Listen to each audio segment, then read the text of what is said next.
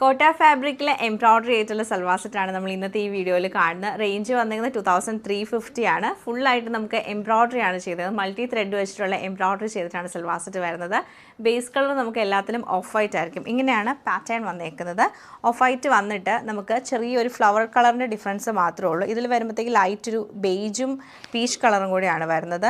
Cotton ബോട്ടമാണ് pair ചെയ്തേക്കുന്നത്. അതുപോലെ എംബ്രോയ്ഡറി ചെയ്തിട്ടുള്ള ദുപ്പട്ടയും കൂടിയാണ് ഇതിൻ്റെ കൂടെ കൊടുത്തേക്കുന്നത്.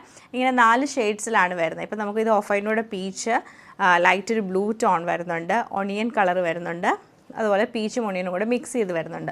അപ്പോൾ ഈ 4ൻ്റെ കളക്ഷൻ നമുക്ക് ഓരോന്നായിട്ട് കണ്ടുനോക്കാം. ഫസ്റ്റ് പാറ്റേൺ നമുക്ക് ഇങ്ങനെയാണ് വന്നേക്കുന്നത്. ഓഫ് വൈറ്റ് ടോണിൽ വന്നിട്ട് ആ സെയിം ത്രെഡും ഓഫ് വൈറ്റ് കളറുള്ള ത്രെഡും പിന്നെ മൾട്ടി കളറുള്ള ത്രെഡും വെച്ചിട്ടാണ് എംബ്രോയ്ഡറി പോയേക്കുന്നത്. അതൊരു ബേജും പീച്ച് കളറിലുമാണ് വരുന്നത്. ഫുള്ളായിട്ടും എംബ്രോയ്ഡറി പാറ്റേൺ വരുന്നുണ്ട്.